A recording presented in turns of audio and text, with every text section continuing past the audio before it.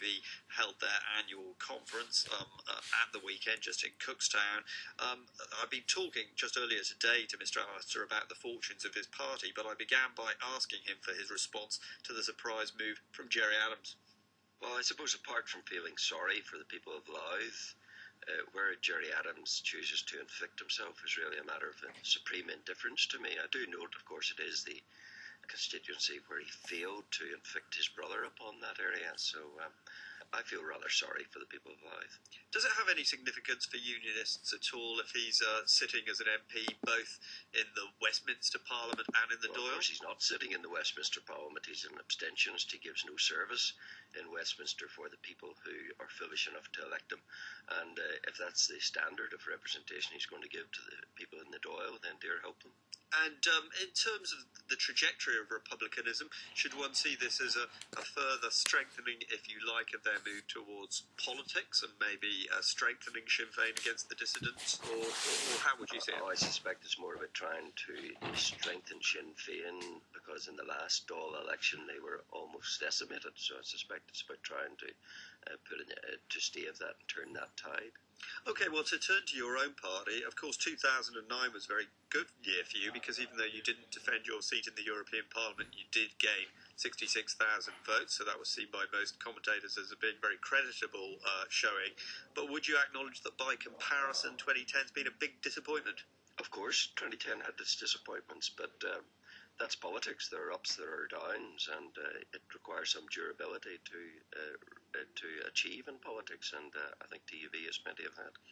Immediately after that election setback in North Antrim, when Ian Paisley Jr. defeated you, did you seriously consider walking away from politics? Well, I think everyone considers their role in public life at various points, and of course I had to reflect upon the decision, but the one thing that was very clear to me was that the cause that brought us into existence and the need for that cause to be articulated was still there, because we still have the scandalous situation that the tens of thousands who are opposed to terrorism government, the tens of thousands who recognise that Stormont isn't working, are within that Stormont voiceless. They are disenfranchised. They have no voice there whatsoever, and that can't be right of itself, and will only sustain Stormont in its present unworkable form unless and until that voice is heard as a conscience within it seeking to move it forward to a workable form of devolution.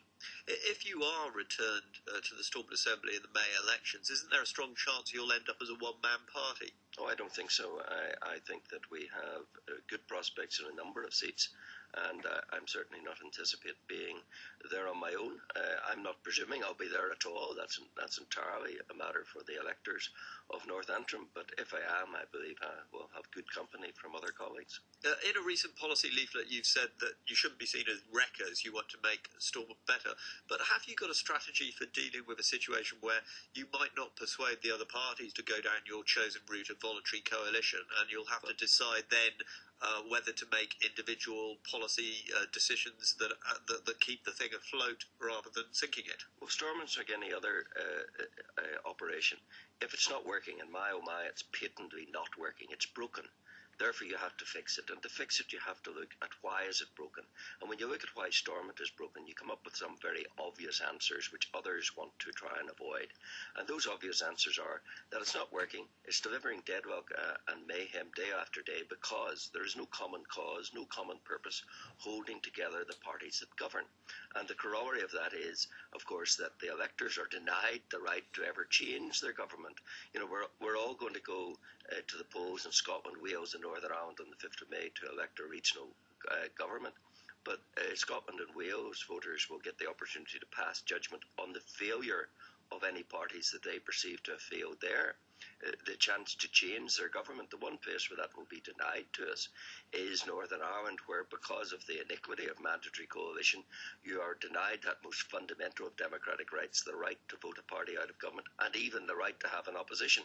Now, those fundamentals have to be addressed if we're ever to bring durability and if we're ever to bring workability to Stormont, and therefore our policies are focused on seeking to do that, on seeking to say a very simple proposition. Yes, you have an election to the Assembly. No party is big enough on its own to form a government. Therefore, they negotiate between themselves. Those that can agree what to do about education, about health, about the economy, about roads, about the things that matter to us all. They form the government. Those who can't agree, whoever they are, form the opposition. Now, what is wrong with that? I think that is so patently desirable and necessary, and is the roadmap to making Stormont work, that no one should be seeking to stand in the way of that.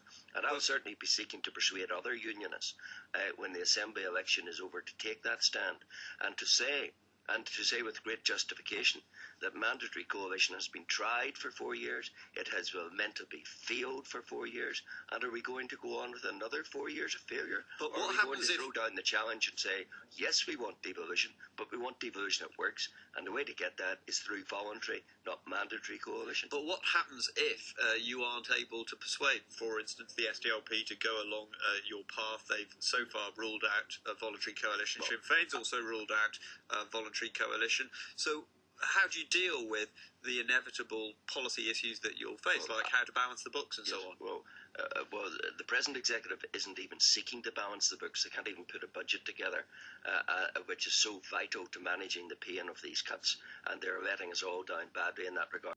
Voluntary coalition will come around if every unionist in that assembly says, we've tried the failed path, we've tried mandatory coalition, doesn't work, yes, we want devolution, but this is the way on which it will operate. If that is the choice, no Stormont or a voluntary coalition Stormont, the parties that want Stormont will choose Stormont, and it will continue on a more democratic, more durable basis. So that's how you get it. Instead of running away, throwing up your hands and saying, oh, we can't do anything about this. Look, if we're Democrats, if we believe in the fundamentals of democracy, if we think it's wrong that people should not be allowed to vote parties out of government, should not be allowed to have an opposition, then we have to take a stand. And I don't see why any Democrat, unionist or nationalist, would fail to take that stand. One of the economic initiatives that the Conservative government is considering, there's due to be a paper out before Christmas, is to have a different rate of corporation tax potentially in Northern Ireland from the rest of the UK. Now, I noticed that you were very sceptical about the Sinn Féin call for tax-raising powers at Stormont. Do you see that notion of a different rate of corporation tax as also constitutionally worrying? I think by and large we're chasing something of a red herring, because it's quite clear that if you got corporation tax reduced, you would simply offset the amount of money in the block grant, and therefore at a stroke you would reduce that which you have to spend on your roads, on your education, on your hospitals. So that doesn't seem to me like a great deal. I'm not sure that it wouldn't turn into anything other than postbox companies who take out a postal address in Northern Ireland, reap off the corporation tax benefits for themselves and their shareholders, but no benefit within Northern Ireland. So I'm not a great enthusiast for it, because I do believe in the parity of taxation in a nation state, and I do believe that parity of taxation is one of the guy ropes that binds us into a nation.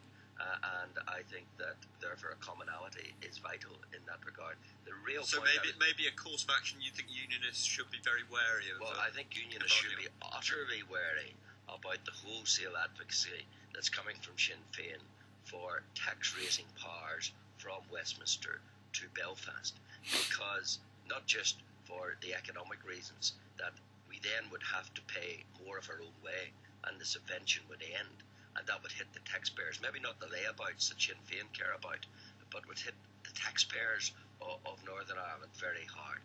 So I'm saying that economically it is sheer madness and folly, as is their policy of trying to strap us to the fastest sinking economy in Europe, the Irish Republic.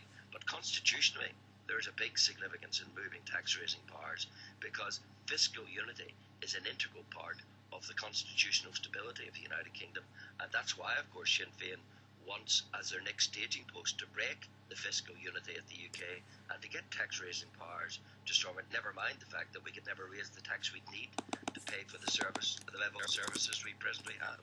One final question. I think the UK Independence Party is indicating that it will be fighting a number of constituencies here in next year's Assembly elections. Is that a welcome development, or might it split the kind of vote that you're looking to garner? I don't think so. They're perfectly entitled to fight. When I was in the European Parliament, I had good working relationships with the UK Independence Party. If they got anyone elected to the Assembly, I'd anticipate having similarly good working relationships In a PR election, the more votes that are garnered in, the better in one sense, in that transfers will then become available. And I suspect that that's where the real impact of the UK Independence Party standing might be, in the transfers of where they would go. So the more parties, the better, so far as unionism is concerned? Well, I certainly think there is a fallacy abroad that in a PR election, it's a bad thing to have choice. It's always a good thing in a PR election to have choice, because then you bring out voters who then have someone to vote who, if there wasn't that level of choice, wouldn't be coming out at all. And I think that's one of the roles of TUV. Who would people vote for? Who reject terrorists in government? Who say Stormont is failing?